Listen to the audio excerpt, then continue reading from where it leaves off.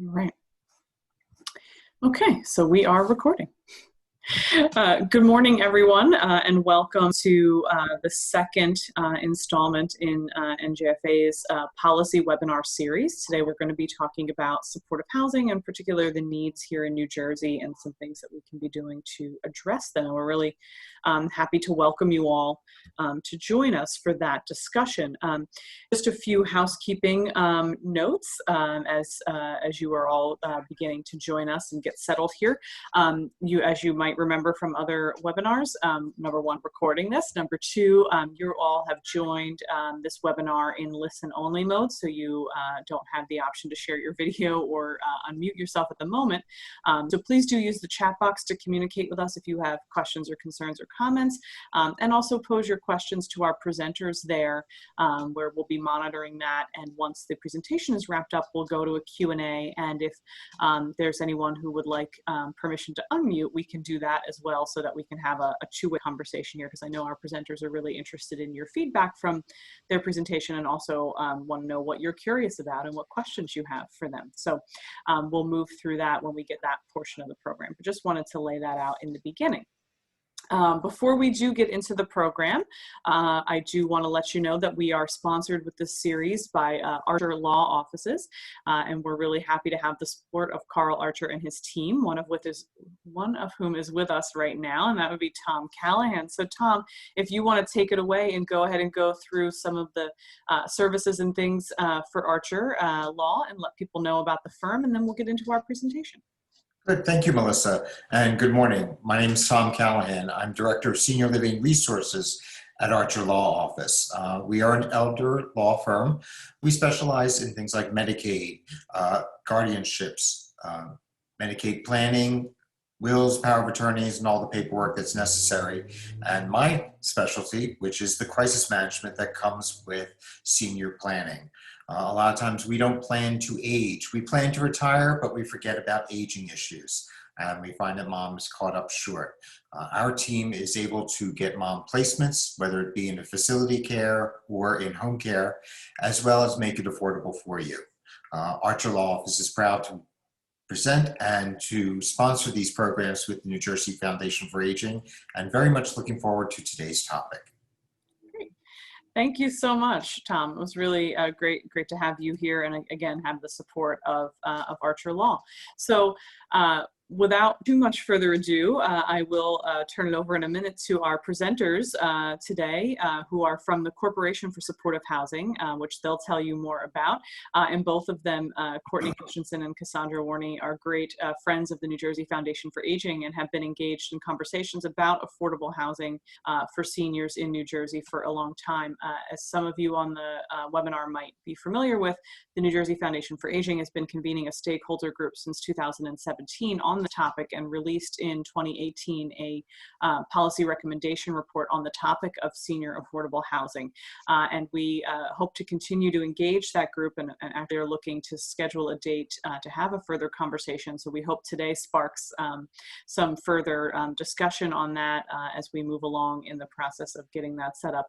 So to learn a little bit more about what the Corporation for Supportive Housing does, and the work that they're doing currently as it relates to supportive housing in New Jersey, I'm going to go ahead and turn it over to Cassandra and Courtney.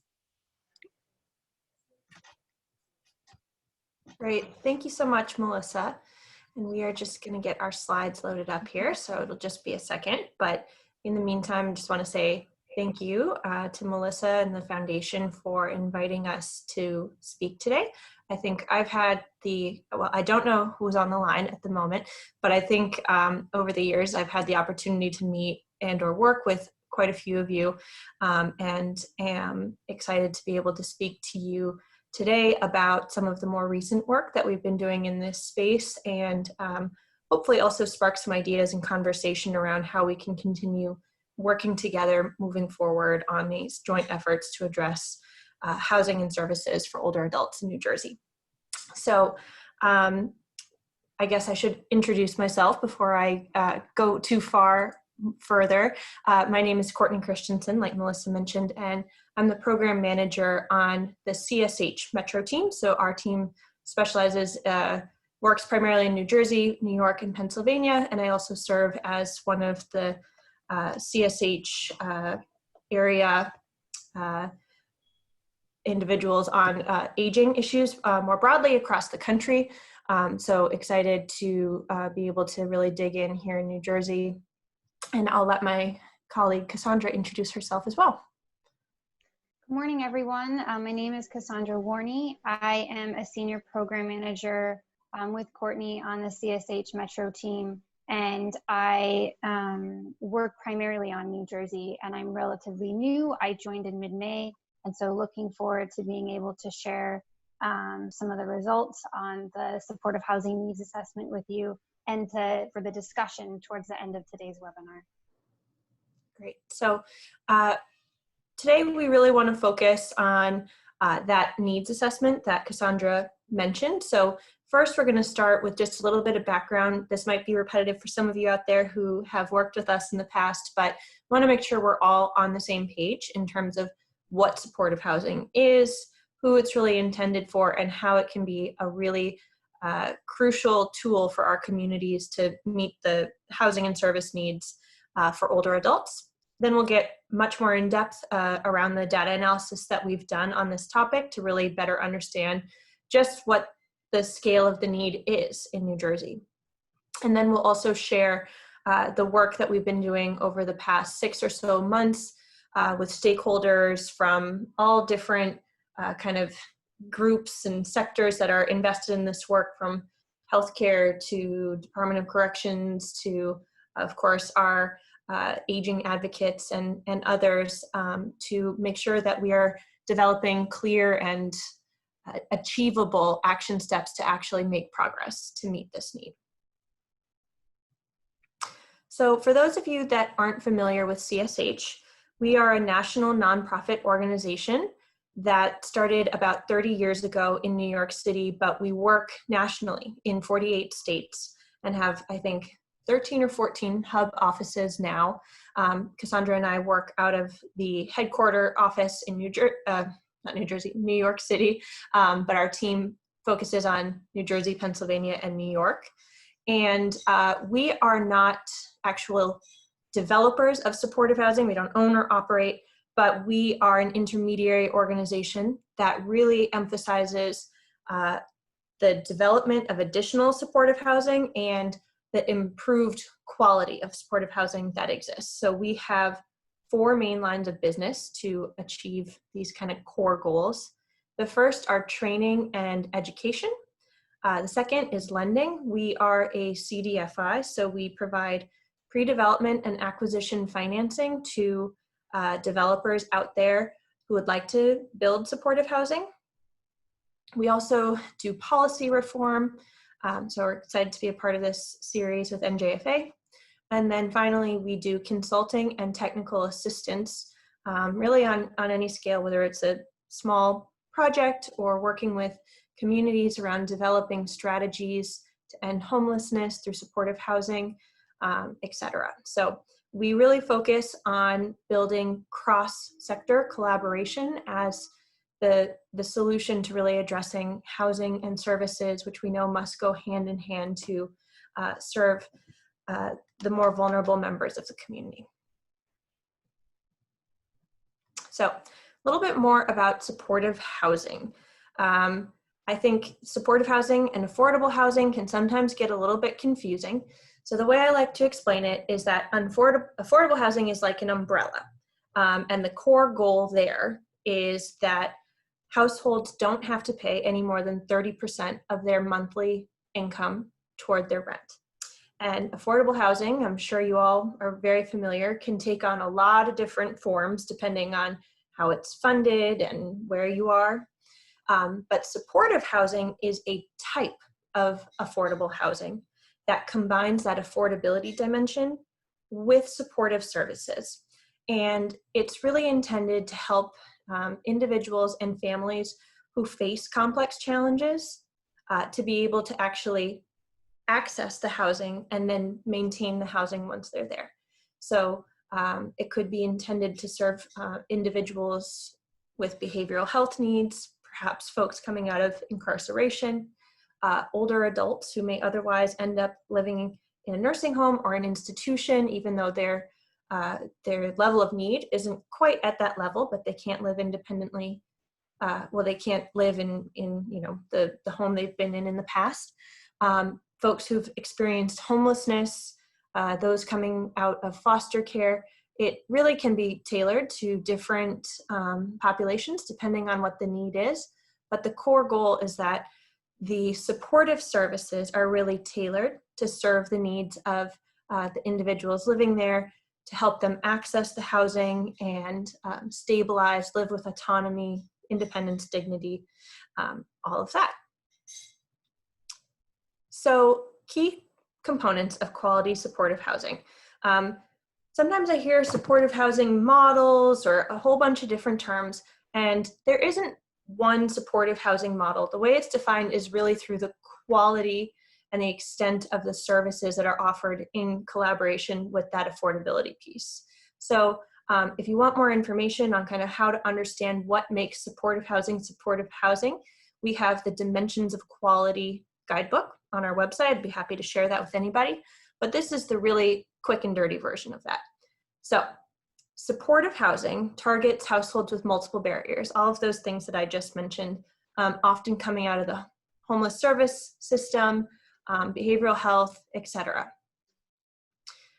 The housing is affordable, like I mentioned. The core goal there is to make sure that households don't pay more than 30% of their monthly income toward the rent. So usually you need some subsidy to help make it affordable. Supportive housing provides tenants with a lease. So this is really important. It's not a program where you're there kind of conditionally and must comply and might have to leave after 30 days. It is permanent, and tenants receive a lease just like any other tenant out there on the private rental market.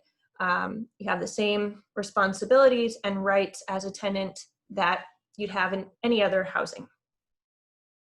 It also engages tenants in flexible voluntary services. So like I said, it's not a program. The services are there to help folks access and maintain the housing, and they're completely voluntary and tailored to the needs of the tenants. So if you don't participate, you don't get kicked out. High quality case management is all about understanding how to build trust and meet tenants where they're at. And it is really, as desired by the tenants. It also works in coordination with the community and other key partners.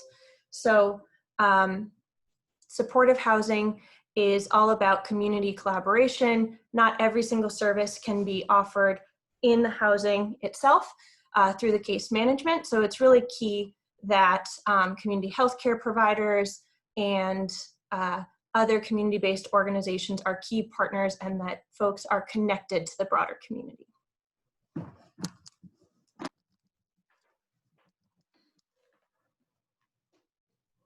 can go to the next slide.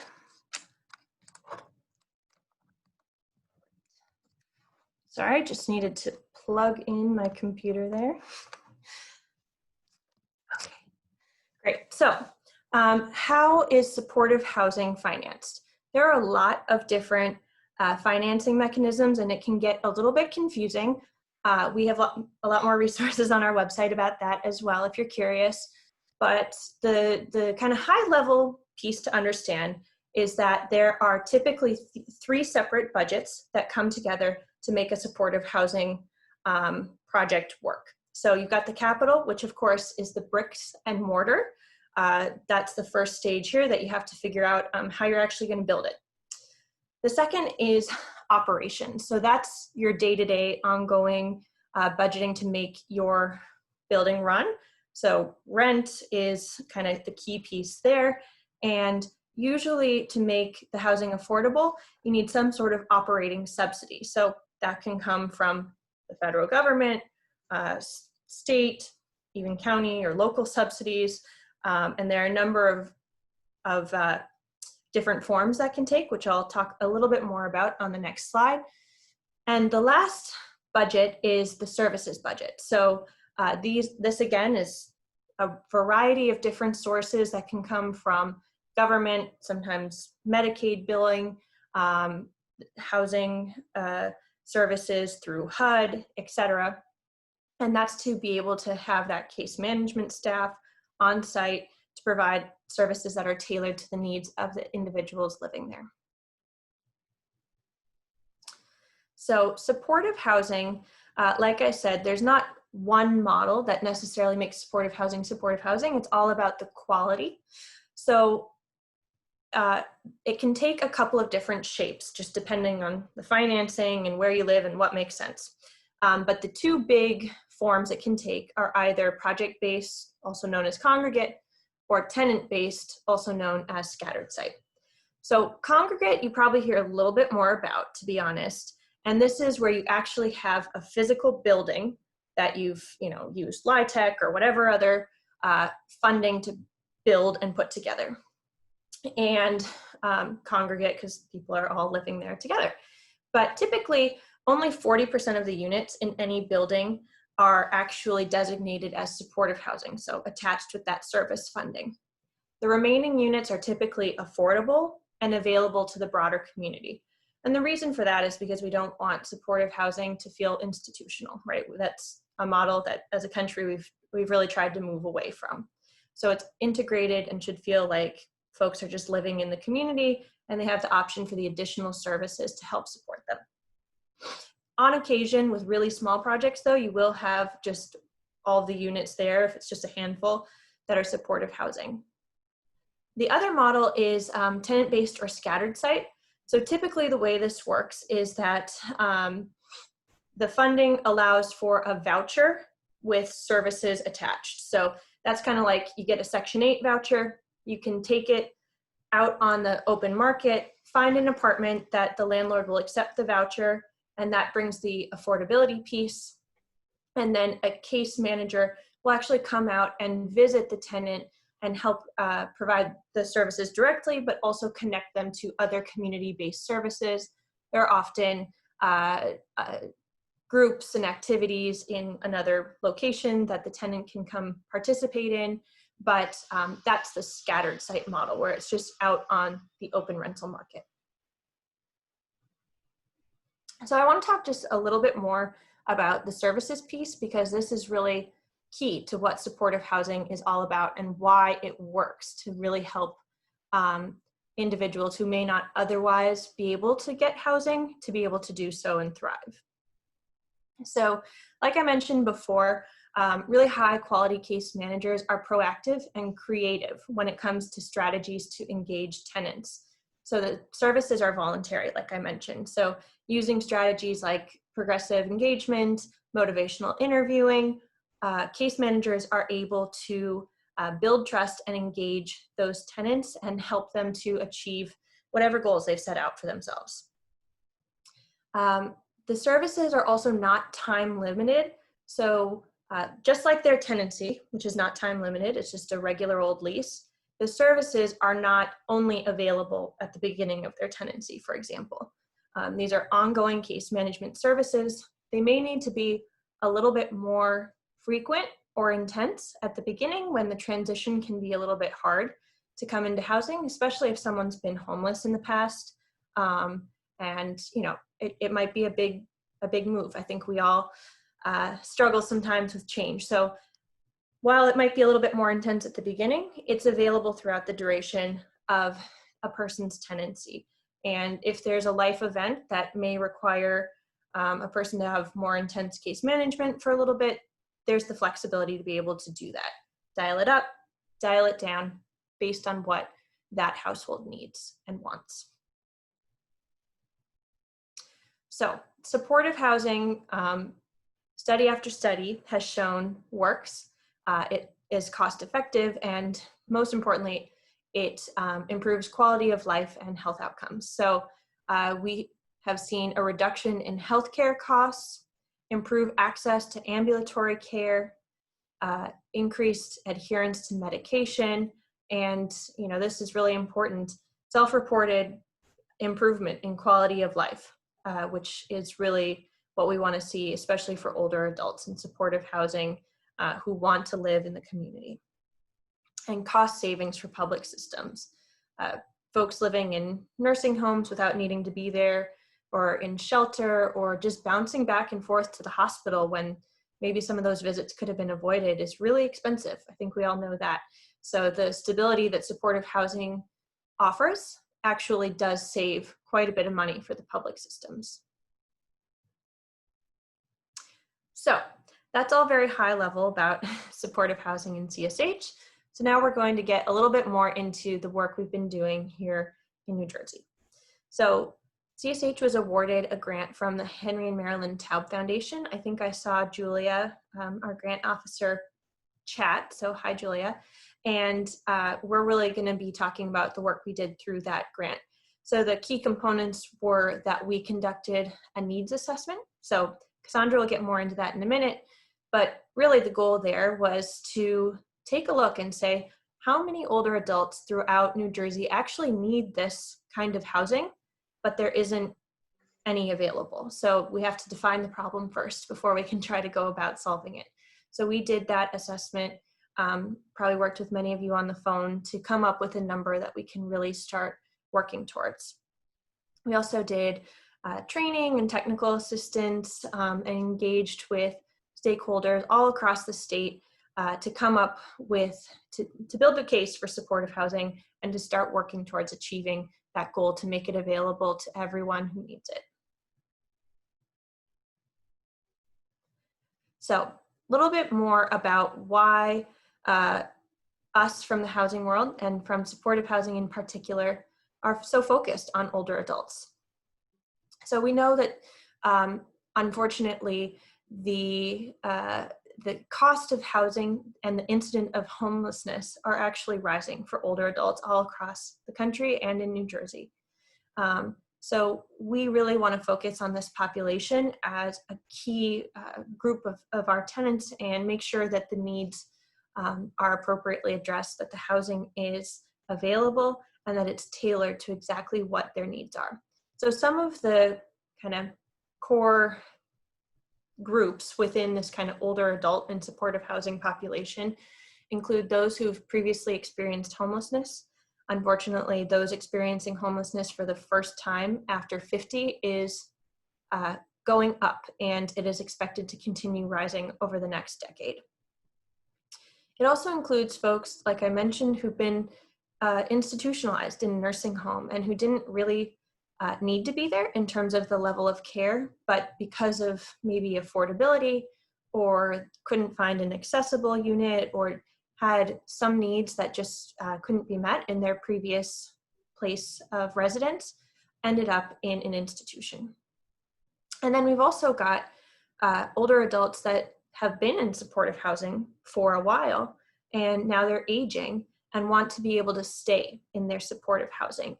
So how can we make sure that their homes, the case management, and the programming overall are really age-friendly in their design? So, like I said, supportive housing can really be an ideal solution for these folks because it's so adaptable. It's affordable and it's adaptable with that case management, the connection to the community services that already exist. So to put this in context, I know we've got folks from affordable senior housing on the phone today. Supportive housing is kind of in the middle when it comes to the continuum of affordability and services available for older adults. So affordable senior housing is kind of at the bottom there in terms of might have a lighter rent subsidy and serve individuals with a little bit more financial flexibility and a lighter service touch. And then of course, at the top of the pyramid, we know nursing home has the highest rent subsidy and the highest level of support that's available. And supportive housing is right there in the middle. The case management is a little bit more intensive and one-on-one and can provide a deep rental subsidy. And it's really an essential piece of this continuum. We know we need all these kinds of housing options, but without supportive housing right there in the middle, we have folks that are going to get stuck or end up in a setting that might not be as appropriate for them. So a bit more about the needs assessment. This is kind of background on how we got there. So CSH conducted a needs assessment of the whole country a couple of years back to try and figure out how many units of supportive housing are actually needed in this country, but currently unavailable. And we looked at all of these different systems that you see listed on your screen there. And they typically have, we call them feeder systems because usually there are quite a few people coming into supportive housing from these different systems. So the homeless system, for example, child welfare, transitional aged youth, that's what TAY stands for if you aren't familiar, prison, jail, IDD, mental health, substance use, and you'll see aging is a category there. So that means folks that are in nursing homes who are aging, but have needs that could be served better in supportive housing. And we were pretty surprised to see that actually like a quarter of the overall units of supportive housing that are needed are just for older adults that are in nursing homes that don't necessarily need to be there. So I think that really compelled us to dig much deeper because we know there are older adults in all of these other systems too. So how can we do a much deeper dive and do it locally so that we can come up with very concrete and actionable solutions to make sure that we are addressing this very clear need for supportive housing for older adults. So a little bit more about New Jersey, and I think probably a lot of you are familiar with these stats, but why do we need to do this work here? We know that about 20% of the individuals who are currently experiencing homelessness are older adults, age 55 plus. And I should mention too that we, you know, in the aging world, you hear different metrics. Are we talking about 65 plus, 62, 55, 50?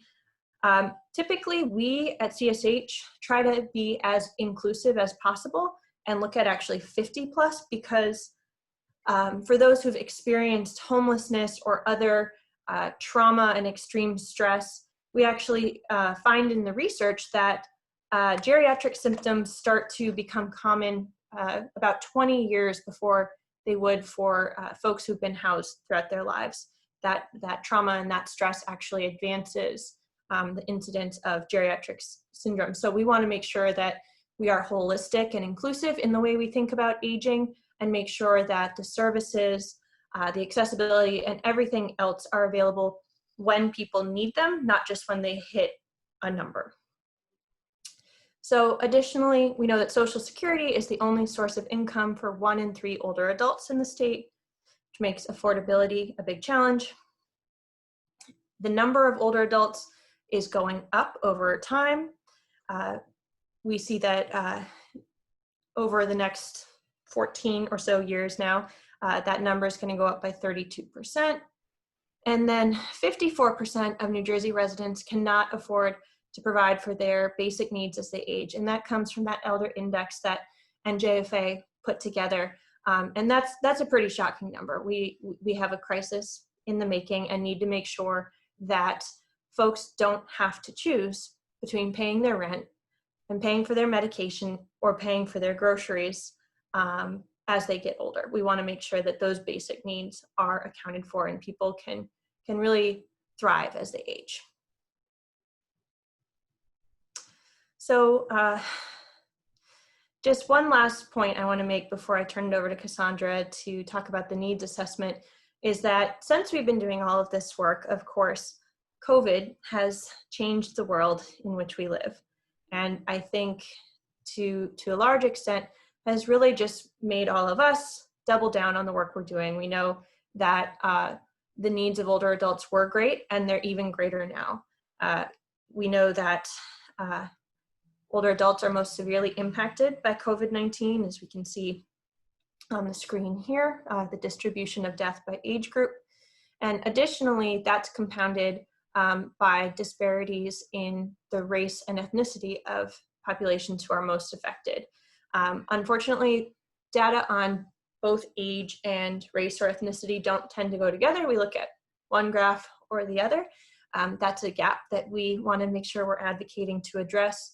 But when it comes to supportive housing, we know that the people served in supportive housing are often communities of color, low income, older adults. So this is really our core population who've been very severely impacted by COVID-19, which really makes us double down on the work we're doing, and also will be a continued area of focus as we try to understand the impact in terms of housing, in terms of health policy changes coming down. This is an evolving situation, of course.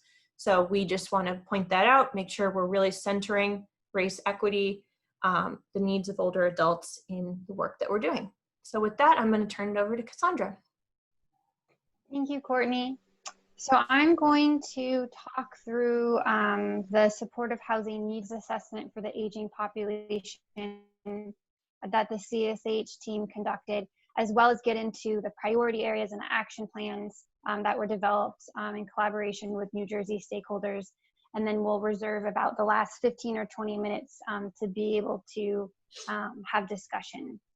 So a little bit about the aging needs assessment. First, as Courtney was alluding to, it estimates the total number of needed units of supportive housing for older adults across New Jersey. We looked at data sets that were available both locally as well as nationally, and then combined that with community input.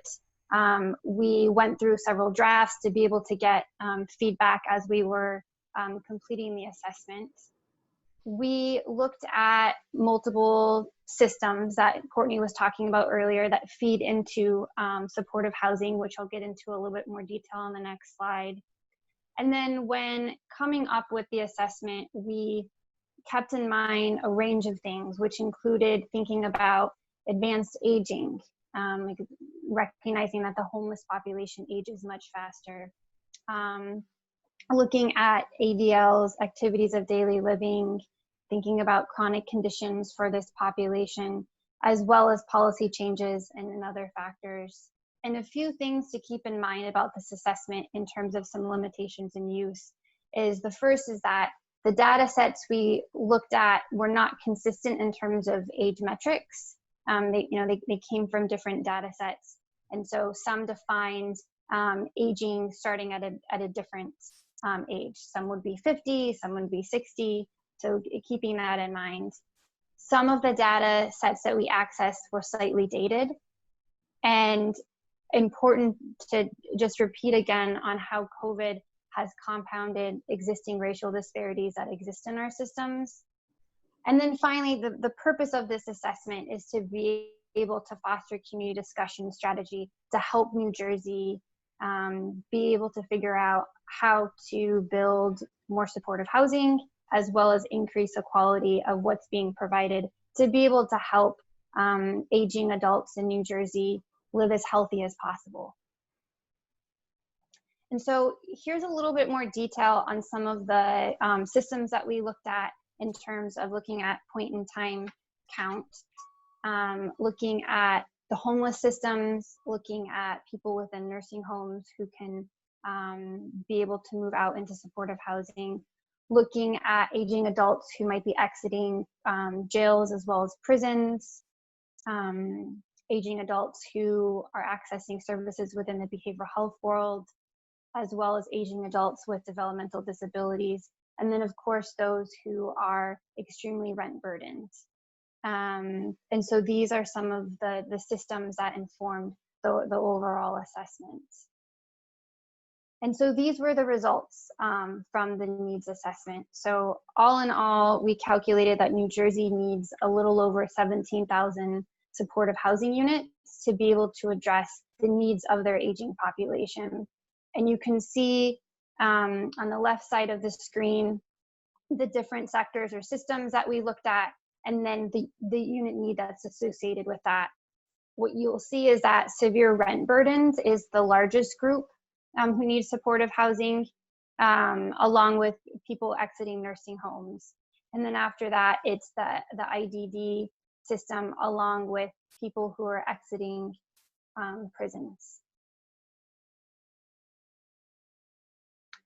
And so once we had this number of New Jersey needs over 17,000 units for its aging population.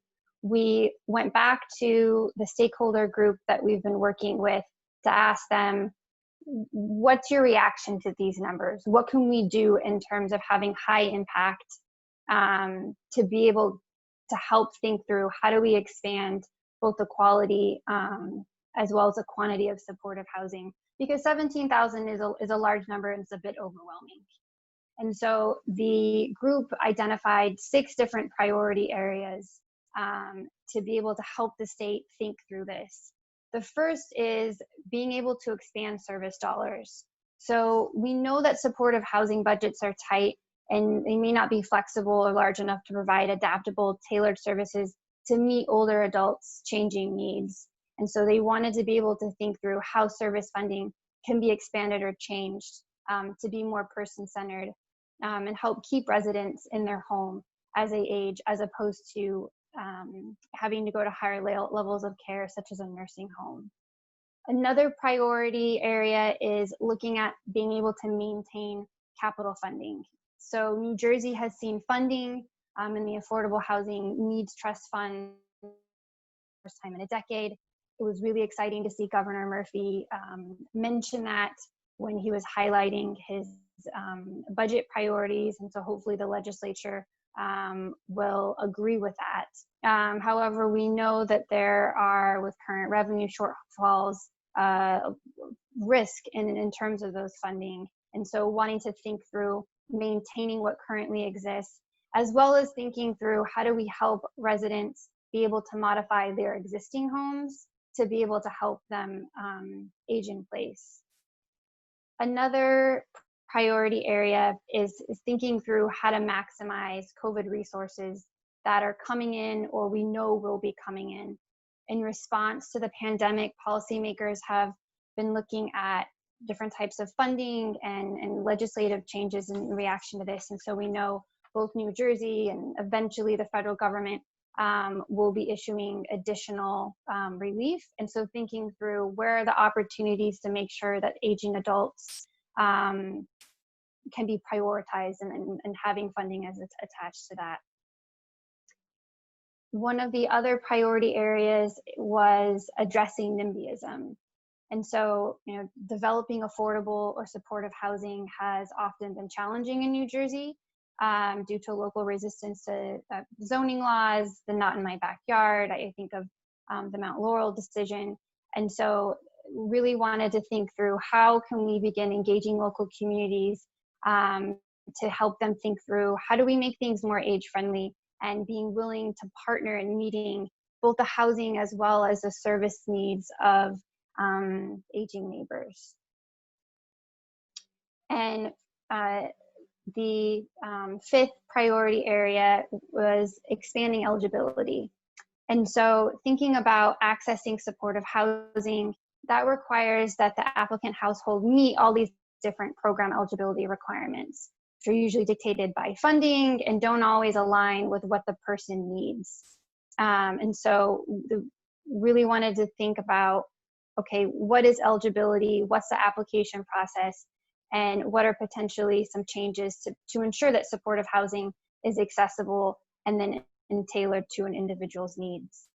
And then the final priority area identified was being able to strengthen workforce. So, as I'm sure everyone on the phone or on the webinar is aware, supportive housing providers have high rates of turnover. Staff burnout, low pay are some of the challenges in being able to maintain a high quality staff. And supportive housing staff don't always have the background and experience in being able to work with older adults. And so wanted to think through how can new partnerships be formed and where are other innovations to be able to improve workforce retention and staffing tailored to the needs of older adults. So what we did with the action plans was we pulled together a group of people, around 15 or 20 people, to be able to think through the priority areas and then come up with action plans. And kind of across all of the 6 action plans that were developed, which I'll go into a little bit more detail in just a moment, kind of couple of common threads across all of them. The first was that there's a real need to just assess and do some research in these different areas, in particular, just recognizing how COVID has impacted and changed many things, and getting a real understanding of what the needs are on the ground. There was also a common thread of a need to be able to engage with stakeholders and either create new partnerships or just really be able to build on existing ones, being able to look at collaboration and creativity at the local and state level, you know, and thinking through how do we pull in social justice organizations, healthcare, people with lived experience, universities, and elected officials to be able to work on this. And then the final common thread across the 6 action plans is a need to really educate and train. So supportive housing programs and staff need additional training on the needs of their aging residents and how they can form and leverage partnerships with a wide variety of groups. And so what's the strategy to be able to follow through on that? So the first action plan developed from the Knowledge Café was focused on maintaining capital. And so what that group laid out in their action plan is to be able to preserve existing resources by using data to demonstrate the need, ensuring programs are used to show demand, be able to do research on policy changes and new resources that are needed, which include what I mentioned earlier, rehabbing or retrofitting existing units for accessibility upgrades, as well as looking to additional state and federal resources to meet new unit need. And finally, coordinating on advocacy to be able to meet these 2 objectives.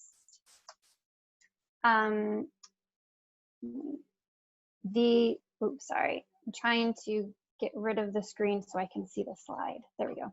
The second action plan that was developed for expanding service dollars focused on being able to create a state-level stakeholder group to identify what funding programs exist and opportunities to be able to combine senior-related programming. Also wanted to re-engage Medicaid stakeholders to ensure any waivers being submitted from the state represent aging and supportive housing. I know that there's been, I think, some discussions on 1115 waivers sometime in 2021.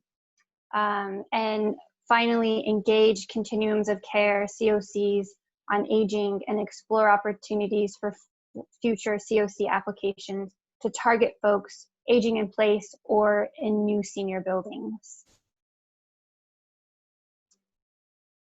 The action plan that was part of the Maximizing COVID Resources focused on needing to advocate on future COVID federal and state legislation and funding to include senior housing and more MLTSS services in the community. Be able to educate the public as well as partners on making linkages with departments with shared aging populations, benefits of SROs and resources for physical design improvements, health systems investing in housing, especially for nursing home transitions. I know the HMFA has a pilot on this, encouraging hospitals to be able to invest in housing. I believe Patterson is one of the first sites to be moving forward on that. And then research COVID's impact on housing need with a focus on racial disparities. The action plan connected to addressing NIMBY-ism. I thought it was really important to first align with existing social justice causes, recognizing that they're already doing this work, to be able to build on a holistic approach for elevating affordable housing, including supportive housing for aging population as a social justice issue. And as part of that, be able to develop a marketing strategy and a rebranding strategy to educate the public on why affordable and supportive housing are social justice issues. And finally, thinking about how to do an education campaign on that which would include engaging libraries and other resources people are accessing to learn about racial justice. I remember that group also talked about many people are reading a lot about racial justice and wanting to learn more, and so this could be a critical opportunity to be able to leverage that. And then the final two action plans for expanding eligibility, the group wanted to be able to create a guidebook orientation for organizations new to senior housing and services that include existing programs and eligibility, county homelessness, at-risk protocols, and standardized assessment that can be used for housing and service acuity needs. Being able to have an education campaign to share said guidebook with diverse stakeholders and elevate best practices from counties or agencies that are working well. Establish a communication flow between sector partners and the public to ensure diverse sectors are proactively engaging and connecting older adults to resources before reaching a crisis stage. And finally, the action plan connected to strengthening workforce focused on investigating how to better utilize family members as part of a service team, recognizing existing infrastructure allows compensation, and oftentimes it's the family member that has the trust and is already having to do a lot of that work already. To be able to create system mapping of services and stakeholders that may complement and enhance one another to create more comprehensive care.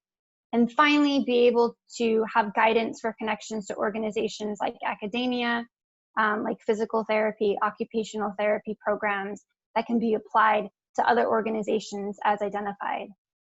And so with that, that's a lot of information that we just downloaded. We wanted to be able to open it up to questions. I haven't been able to see the chat box yet, which I'll open up, and I'm not sure, Melissa, if folks could also unmute themselves. But I wanted to mention that what we're really excited about is Courtney had mentioned that the Taub Foundation had allowed us to do all of this work, and we're excited that we're going to continue receiving funding from Taub to be able to help us with these action plans and continuing to be able to facilitate these conversations, what we're really excited about.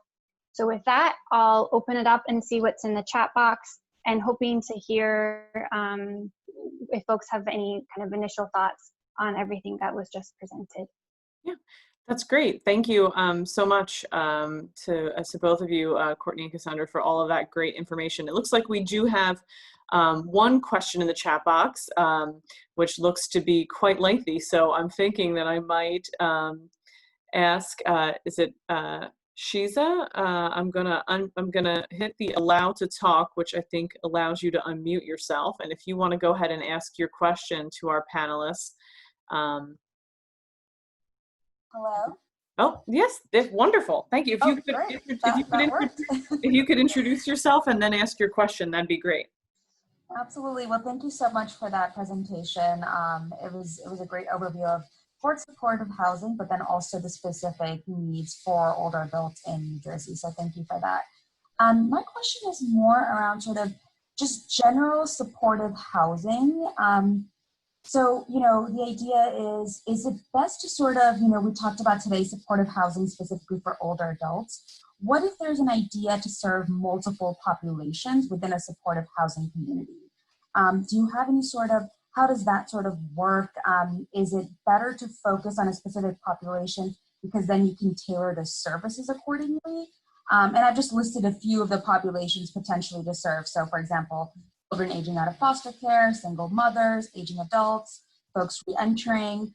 So just wanted to get your thoughts on, you know, whether it's best to serve multiple populations within a community or to really target a specific population group. Thank you. I can answer this.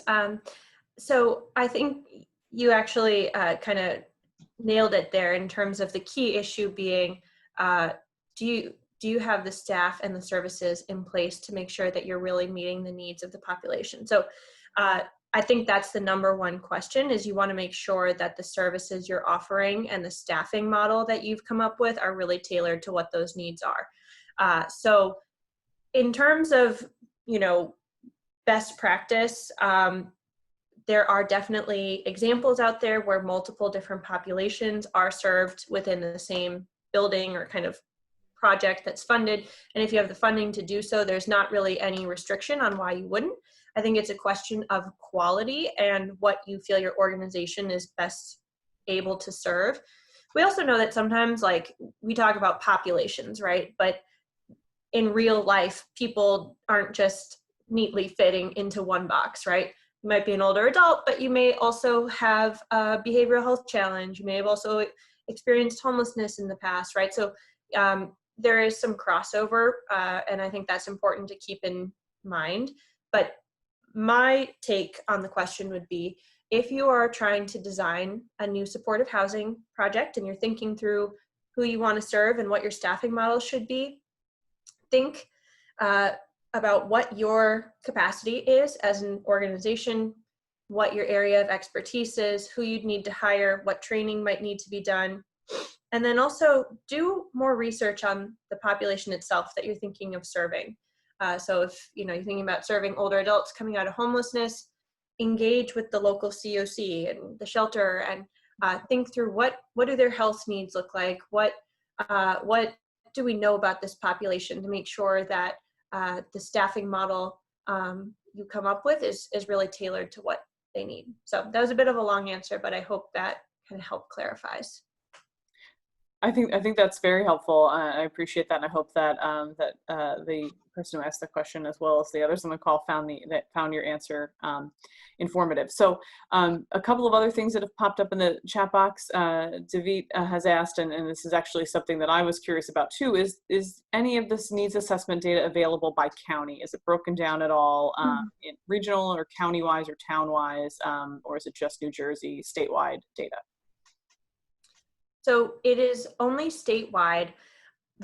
We pulled from a lot of different data sets, like Cassandra mentioned, and the unfortunate reality is that most of that data does not exist at the county level, at least not publicly. So we could absolutely use the methodology here to do that work on a more local level, but that is not currently available as something we could access. So for communities that are interested in diving deeper, if the data is available, we could definitely do that, and would be very interested in working with anybody on the phone to do so. But the report that we've put together is only looking at the state. Sure. So I won't speak for him. David is from Bergen County, and he has been a participant in the stakeholder group in the past. So I don't know if there's an interest, and David, you can follow up with me, as well as if you have the interest in following up with Courtney about that, we can make sure that happens, so that conversation gets furthered. Because as we know with a lot of other data, it's helpful to have that breakdown, especially I'm sure from his perspective, trying to get some things done in Bergen County. It'd be good to know what their needs are specifically there in that county.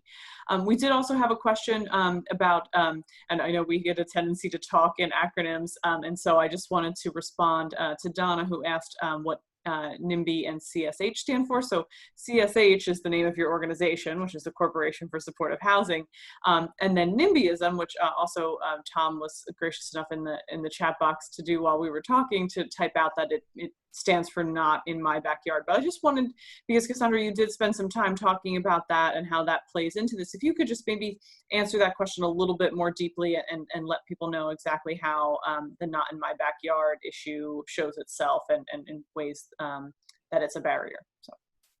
Yeah, so not in my backyard, NIMBY-ism is something that we see all across the country.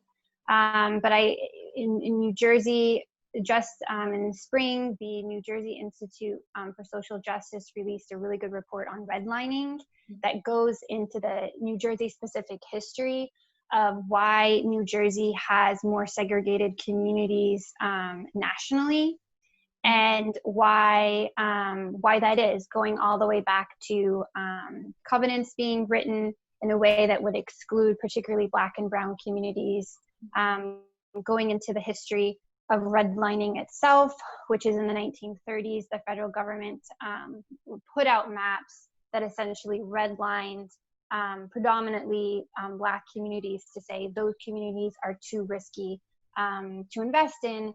And, you know, over the ensuing decades, we've not made tons of progress on how to make sure that we're being more inclusive and making amends for those policies. And so, yes, so when I think about NIMBY-ism in particular, I would encourage folks to see the new redlining report that the New Jersey Institute for Social Justice put out, which does a really good job of providing more background on that. Mm-hmm. And I'll just add, Yeah. I think the redlining history is so important, but I think, you know, in our current political environment too, it has taken on a bit of a new shape with, you know, I'm sure we've all seen public discussion around, oh, if affordable housing comes to your community, it's going to hurt property values, which we know is not true. There will be crime or other, you know, it's kind of a more coded way of talking about these issues, but it's the same kind of idea and fear that we want, that propels people to vote for policies that would prevent affordable housing from coming in. So how can we present the facts, and we know it works, to be able to help support policies that do promote affordable housing? Right. And I think that's, you both made really great points, because whether it's, you know, an affordable housing development, whether it's a group home, whether it's, you know, a halfway house or other types of supportive housing or ways to get people affordable homes, there are people in those communities who say, why we have the acronym Not in My Backyard, that they are concerned about property values and crime and traffic and, you know, whatever other excuse they can come up with to sort of block something that they feel doesn't belong in their neighborhood. And so I'm grateful to both of you for doing that. So we do have a couple of more minutes, so I want to get to a couple of questions. First, Julia asked in particular about whether there were any models that included other services like a food pantry or a medical clinic. And so can you provide any examples of supportive housing that did include maybe some of those, you know, a food pantry or other nutrition assistance, or whether or not they've included a medical clinic or other healthcare services? I can take this one, and Cassandra, you jump in with more. But yes, absolutely. It all comes down to how you get your financing set up, to be honest, which is a longer conversation. But for example, CSH, as part of our work as a CDFI, also administers new market tax credits, which can be used to develop federally qualified health centers and other medical facilities that can be co-located with supportive housing. So one great model that I've worked with for older adults in New York City is actually a community health clinic that also has nutrition programming that comes in once a week, and offices for case management. That is actually a scattered site model, but that's just one example of the financing worked such to put that together, where you bring in all sorts of community services in the same space, and then there's scattered site. But there are a number of examples. I'd be happy to put together some links and share that with the group. I'll also mention, since we're close on time, that if anyone on this call is interested in partnering on any of these action plans, to please let us know. We'll work with Melissa to share our contact details, but just wanted to mention that piece.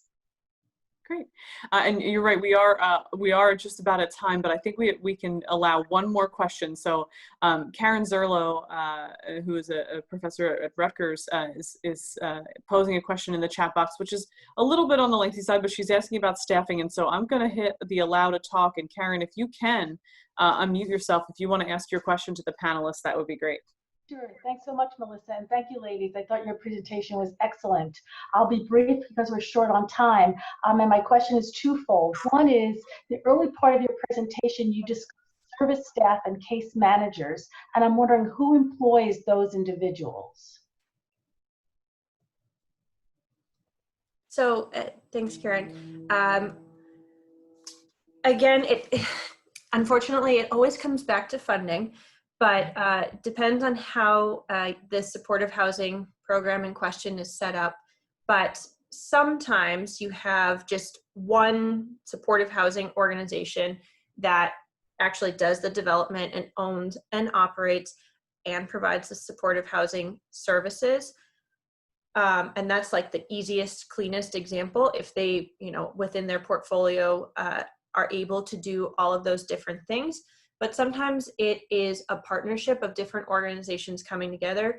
You might have, for example, an affordable housing developer that actually does all that construction, capital work, gets the operations funding in place with the affordability piece, and then they hire an outside supportive housing services agency to come in and do the services there. So sometimes it's a partnership like that. And we'd be happy to talk through anything more specific, thinking through examples, how you might set any of this up. And we've got lots of great materials, but it does really depend on kind of just how things are financed and who the partners are that are involved. And sometimes you can have the supportive housing organization that's doing the bulk of the services, but then also partner up with a university or a healthcare clinic just for one particular thing. So for example, you might hire a part-time nurse to work Tuesday and Thursday afternoons there in the supportive housing community facilities to help with some basic things. So that would be where you're kind of contracting out just a small part of the services that are offered, but the case management is usually an experienced supportive housing organization that can be funded in a number of different ways. So I feel like that answer may have been more confusing than you're looking for, but I hope that's fine. And actually it relates to my second question, because I was curious from your perspective how we can better create an interest in support services among housing staff, since that is not their core business. And that's a challenge I've had with some other organizations I've worked with. So I'd love you to comment on that. Yeah, absolutely. So, I think part of it is, of course, education, just on what can be done, what needs to be done. And the other limitation, again, I feel like this is the same thing I keep saying, is funding, of course. Getting sufficient service funding to do more than light touch case management can be really tough. So we know that there are funding sources out there from HUD, from other sources, and we need to do a lot more work to advocate for additional funding that's more flexible and more tailored to what folks actually need. But it can also come from Department of Mental Health, specific services, Medicaid funding, things like that. But I think adding to the funding that's available, and then also education about how you could actually get this set up to be able to provide it. Like, what's the infrastructure to be a Medicaid biller, right? Like, that's a challenge. So really working with organizations who are interested to think through the practical reality of how it might be done, I think will be a piece of the puzzle there. Great. Thank you so much.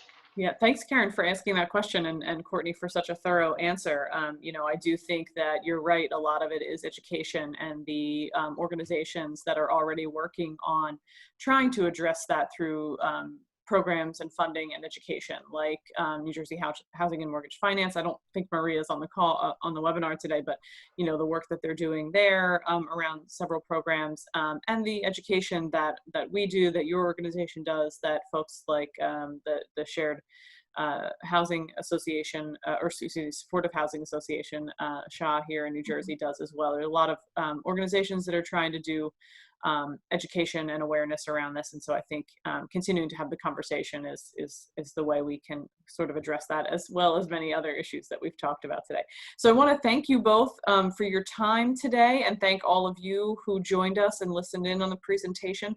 We will be following up with an email with any slides or information that our presenters are willing to share with you, as well as a link to the recording of this webinar that you can go back and look at later if you have further questions.